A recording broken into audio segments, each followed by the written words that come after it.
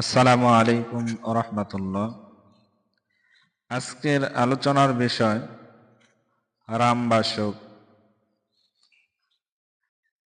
আয়ুর্বেদিক শাস্ত্র মতে রামবাসক গাছের পাতায় এবং গাছের ফুলে, গাছের ছালে কি কি গুণ রয়েছে তা আপনাদের সামনে সংক্ষিপ্ত আকারে তুলে ধরার চেষ্টা করব ইনশাআল্লাহ।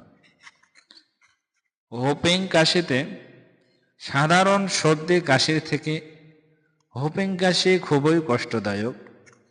এ অসুখ ছোটদের বেশি হয়।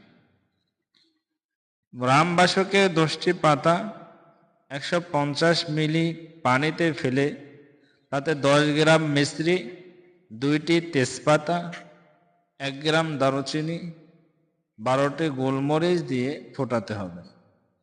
পানি ফুটে অর্ধেকটা হলে আঁচ থেকে নামিয়ে পাতলা পরিষ্কার কাপড়ে সেকে দিয়ে দিনে 3 বার 4 চামচ করে 3 দিন খাওয়ালে হোপিং কাশি অবশ্যই সেরে যাবে। মেয়েদের অতিরিক্ত ঋতুচাপে, কম বয়সী মেয়েদের অতিরিক্ত রক্তচাপ হলে রামবাসকের পাতার রস 2 চামচ করে দিনে 2 বার খেলে উপকার হবেই।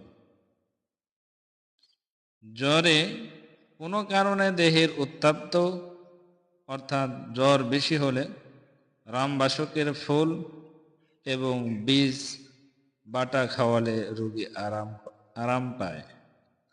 রক্তপিত্তে রামবাসকের পাতা 10 গ্রাম মতো পানি দিয়ে বেটে তার রস 1 চামচ মধুর সাথে মিশিয়ে খাওয়ালে উপকার হয়।